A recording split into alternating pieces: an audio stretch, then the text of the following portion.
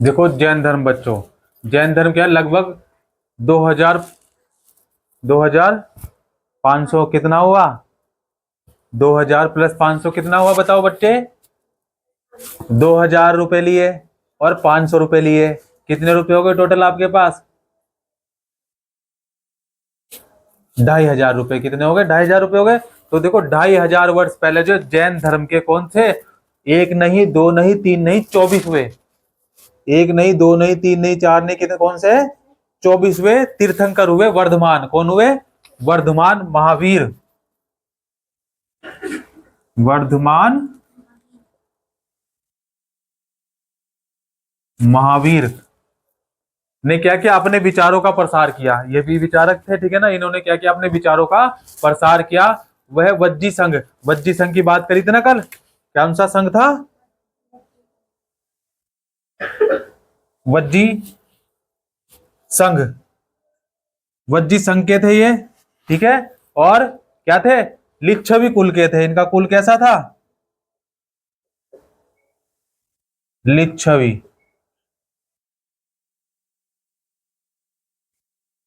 कौन से कुल के थे ये? लिच्छवी।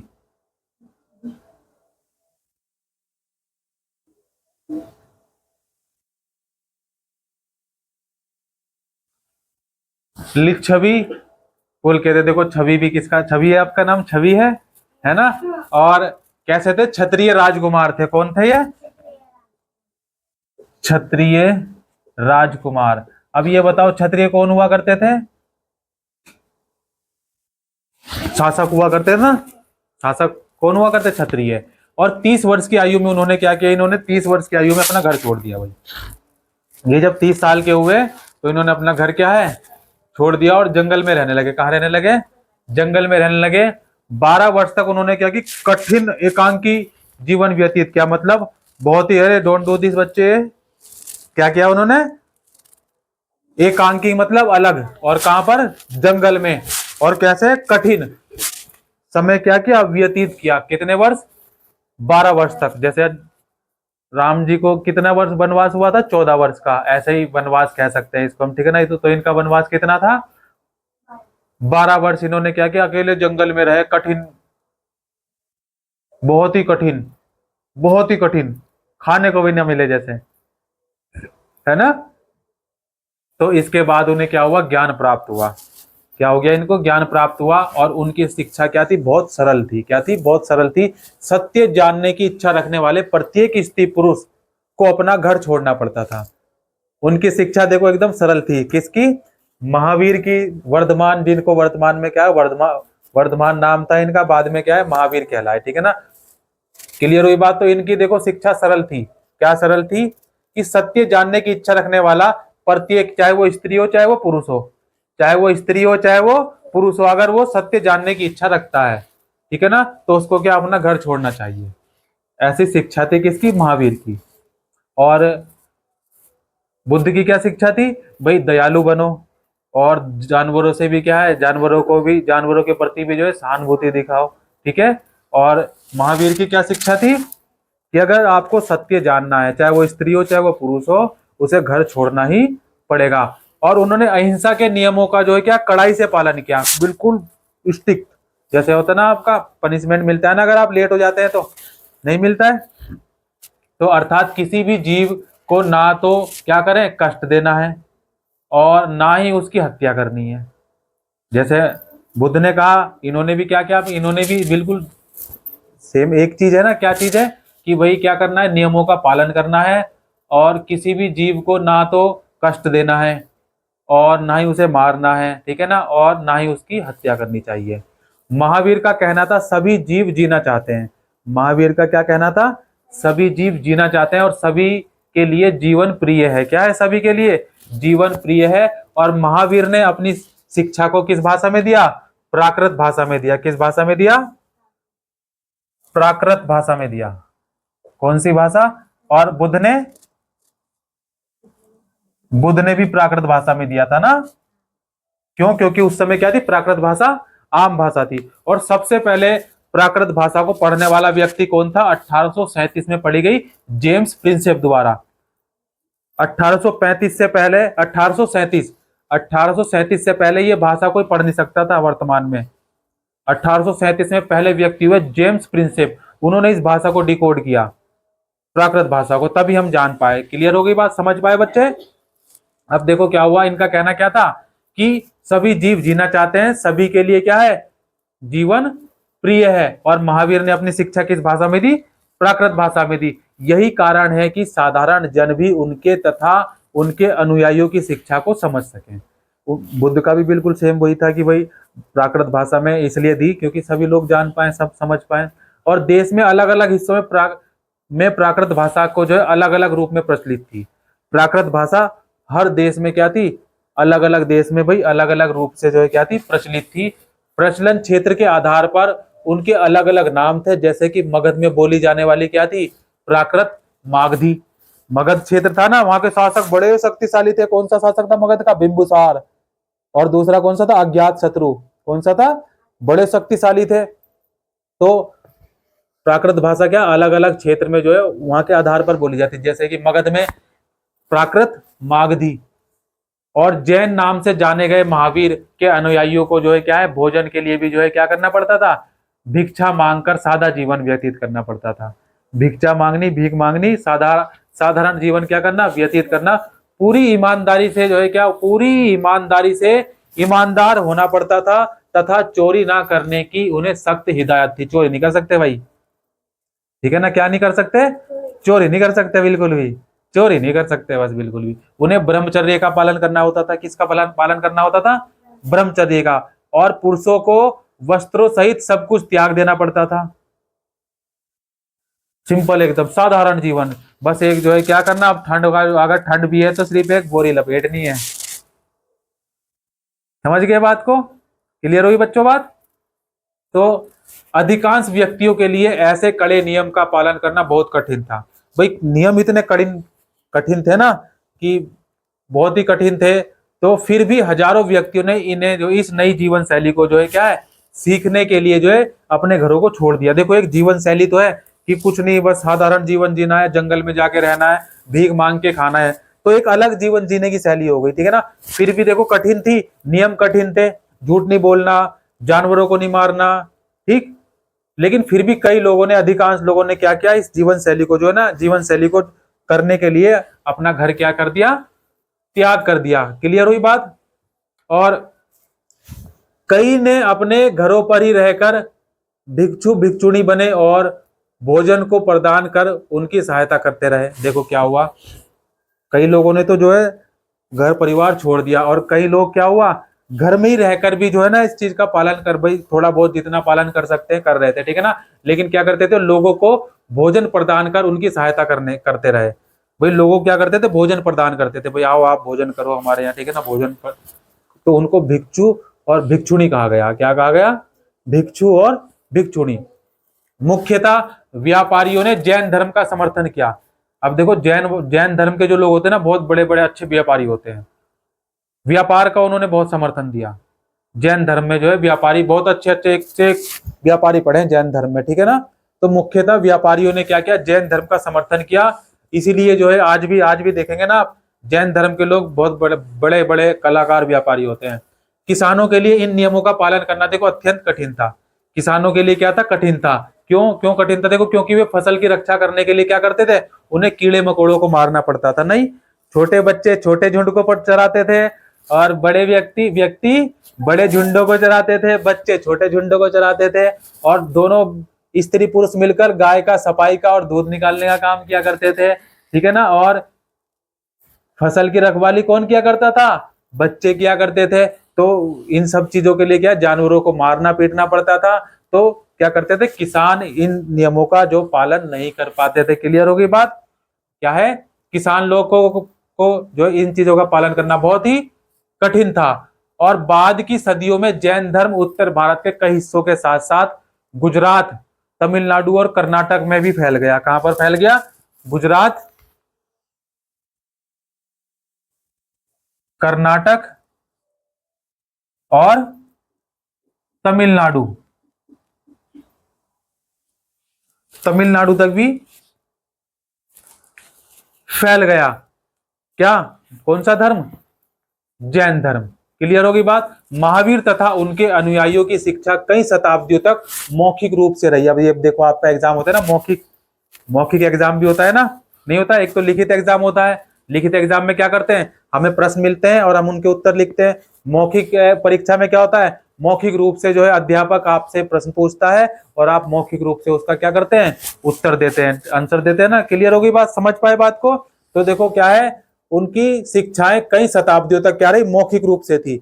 और वर्तमान रूप में उपलब्ध जैन धर्म की शिक्षाएं लगभग 1500 साल पहले, 1500 साल पहले गुजरात में वल्लभी नामक स्थान पर लिखी गई। कहां लिखी गई? ये देखो यहां पर भी फैला था ना ये, तो यहां पर एक स्थान है वल्लभी। क्या है? वल्लभी। यहां पर क्या हुआ, इनका लिखी जानी शुरू हुई। अभी तक कैसी थी, मौखिक रूप से थी। कैसी थी? मौखिक रूप से थी। अब हम बात करेंगे देखो किसकी, संघ की। संघ, संघ महावीर तथा बुद्ध दोनों का ही मानना था। देखो हमने महावीर के बारे में पढ़ा और बुद्ध के बारे में पढ़ा, दोनों के जो है क्या है, भिन्नता है दोनों में। और महावीर के साथ थोड़े नियम थोड़े कठिन लगे, है ना, नहीं लगे? अब देखो महावीर तथा बुद्ध दोनों का ही मानना था कि क्या, घर का त्याग करने पर ही सच्चे ज्ञान की प्राप्ति हो सकती है। दोनों का ही मानना था, बुद्ध का भी और महावीर का भी। ऐसे लोगों के लिए उन्होंने जो है संघ नामक संगठन बनाया। भाई बुद्ध का भी मानना था और महावीर का भी मानना था, तो ऐसे लोगों के लिए क्या किया उन्होंने, संघ। क्या है ये, एक संगठन है। क्या है ये, एक संगठन बनाया। संघ, जिसको क्या बोला गया, संघ बोला गया। यहां पर घर त्याग कर रहने वाले लोग एक साथ रह सकें।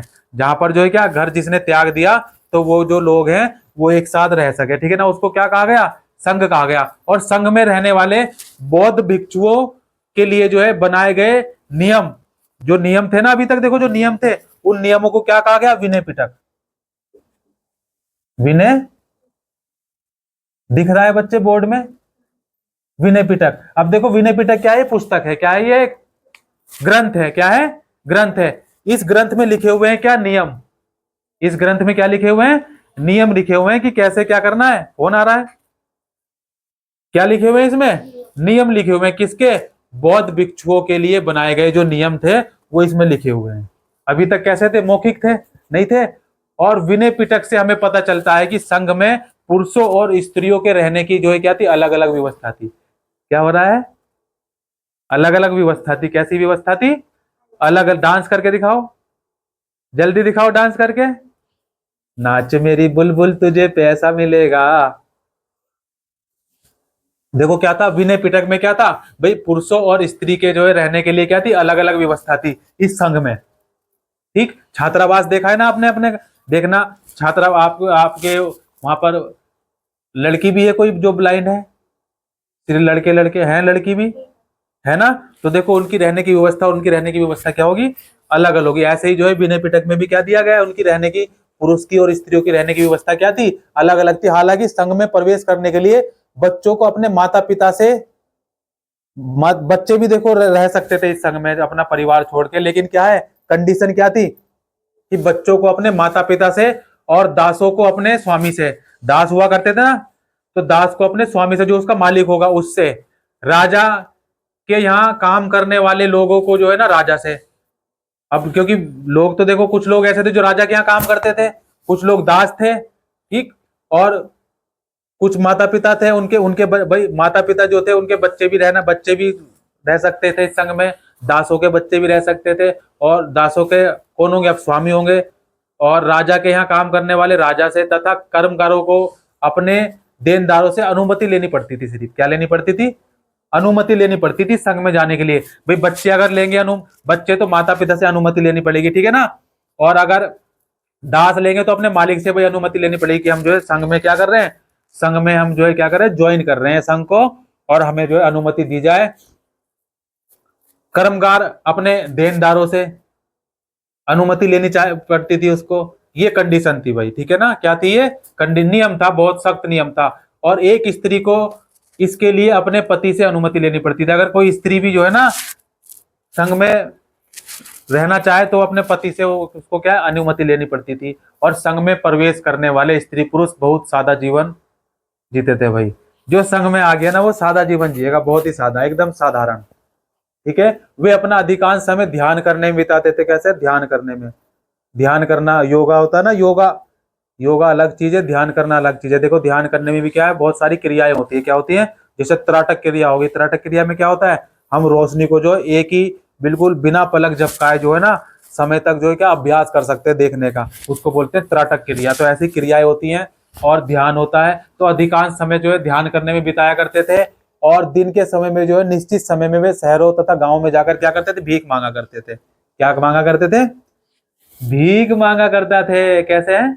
हाँ बिल्कुल, भीख मांगा करते थे। कौन सी भीख? कि खाने के लिए जो है क्या उनको पर्याप्त जो है क्या खाना मिल सके। वो जो गांव गांव शहरों शहरों भटका करते थे और उन्हें भिक्षु और भिक्षुणी कहा करते थे। भाई अगर स्त्री है तो भिक्षुणी, और अगर पुरुष है तो भिक्षु नाम से उनको, या साधु या भिखारी के लिए जो है ये प्राकृत शब्द है। क्या है ये? प्राकृत शब्द है जो इनका प्रयोग किया जाता है। एक निश्चित समय होता था उनका, ठीक है ना।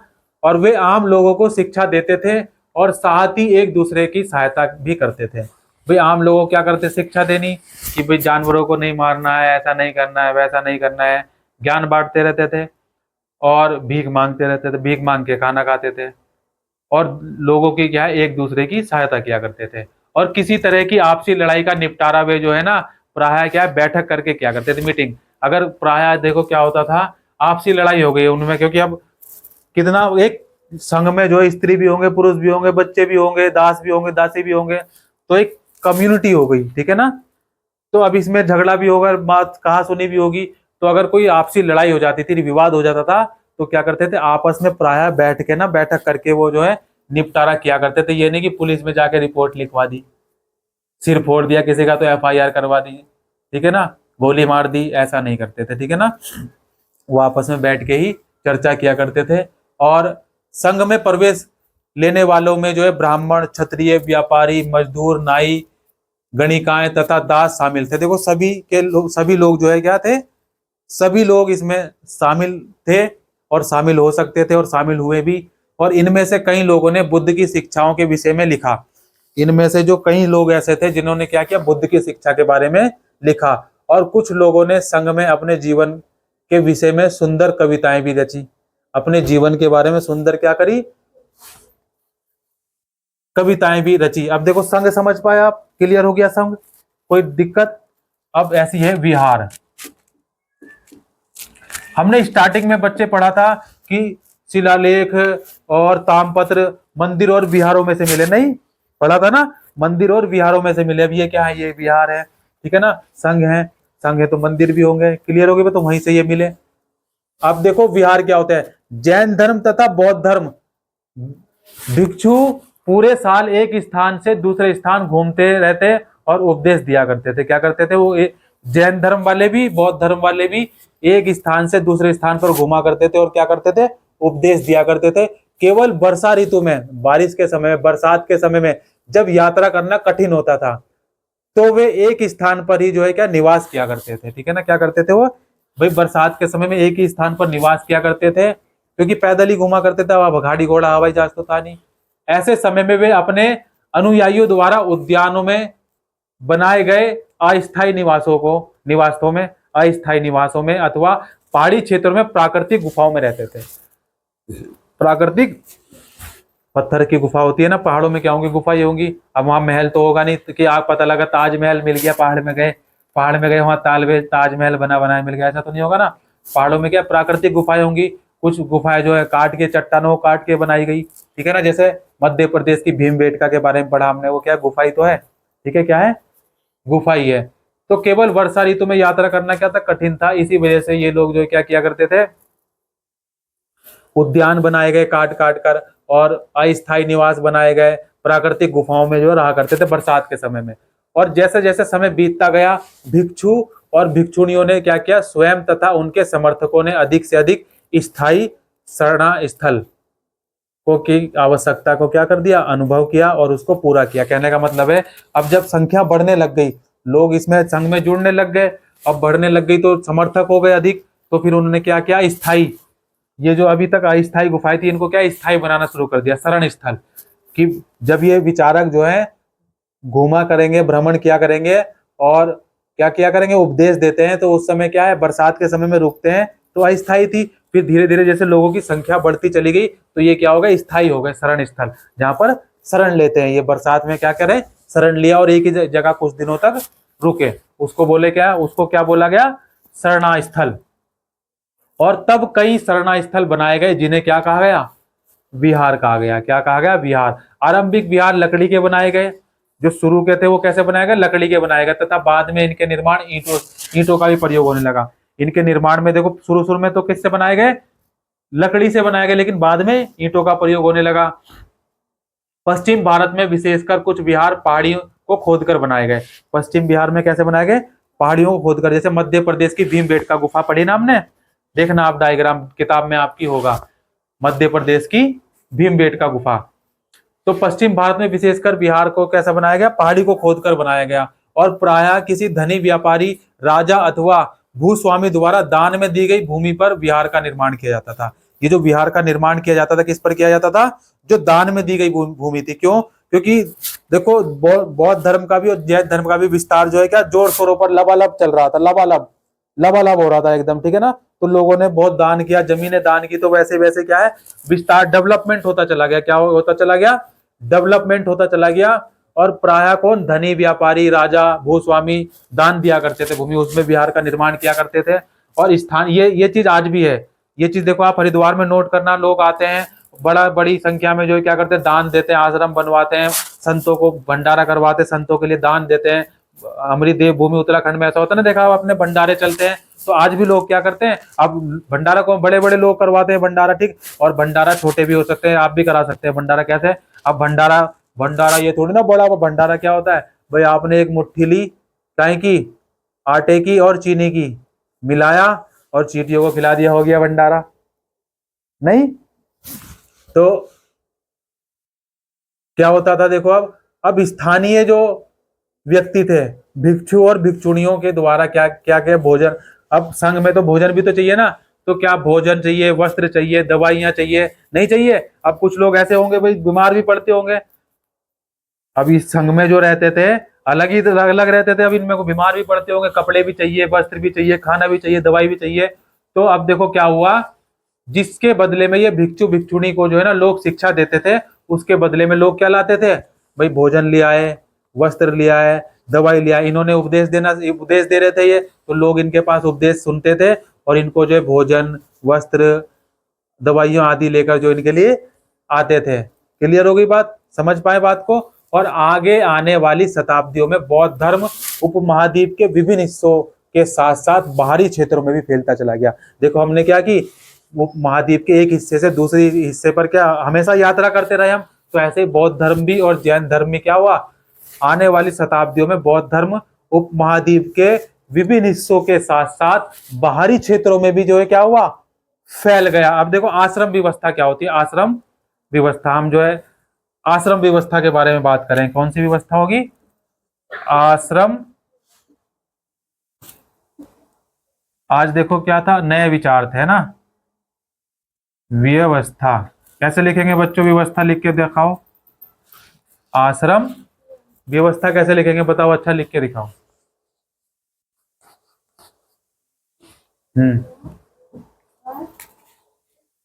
नोटबुक में लिख के दिखाओ।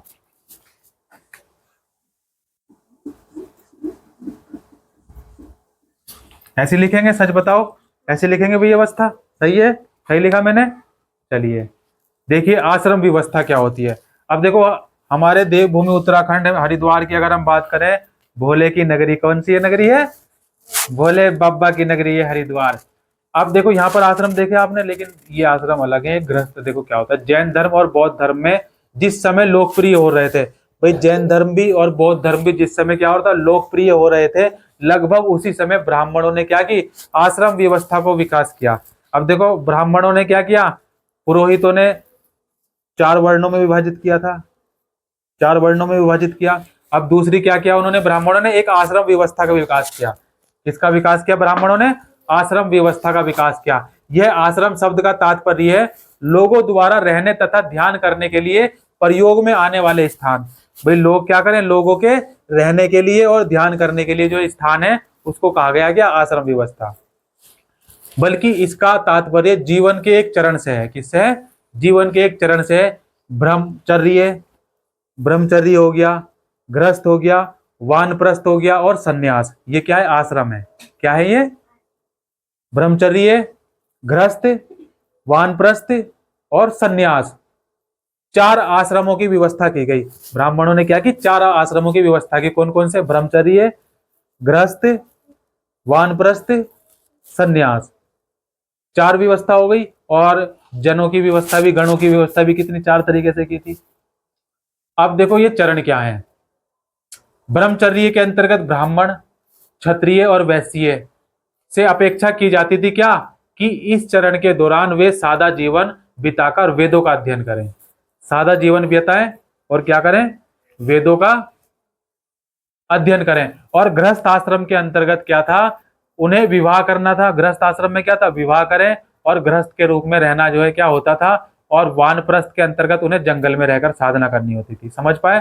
देखो गृहस्थ में क्या हुआ, गृहस्थ में विवाह करके, जैसे हम लोग गृहस्थ जीवन जीते हैं ना, हम लोग कौन से आश्रम में, गृहस्थ। और उसके बाद क्या था, वानप्रस्थ। वानप्रस्थ क्या होता है, वानप्रस्थ के अंतर्गत जंगल में रहकर साधना करनी होती है। क्या होता है, जंगल में रहकर क्या होती है, साधना करनी होती है। और सब कुछ त्याग कर जो हो जाता है वो हो जाता है सन्यासी। वही सब कुछ त्याग दिया जिसने, वो कौन सा हो गया, उसको क्या बोलेंगे हम, सन्यासी। और आश्रम व्यवस्था ने क्या किया, लोगों को अपने जीवन का कुछ हिस्सा ध्यान में लगाने पर बल दिया। इस आश्रम व्यवस्था ने क्या किया, कि लोगों को अपने जीवन का कुछ हिस्सा क्या करे, ध्यान में बल दिया, ध्यान लगाने पे बल दिया। प्रायः स्त्रियां को वेद पढ़ने की अनुमति नहीं थी। भाई स्त्रियों को वेद पढ़ने की अनुमति नहीं थी। और उन्हें अपने पतियों द्वारा पालन किए जाने वाले आश्रमों का ही अनुसरण करना होता था। किसका, अपने पति द्वारा दिए पालन किए जाने वाले आश्रमों का ही जो है क्या करना पड़ना था, क्या करना पड़ता था बच्चों, अनुसरण या पालन करना पड़ता था। पालन के साथ हो गया हमारा पालन। और ये चैप्टर आज का हमारा हुआ समाप्त। बोलो सत्यनारायण भगवान की जय। हर हर महादेव। कल मिलते हैं फिर। जय जय शिव शंभू।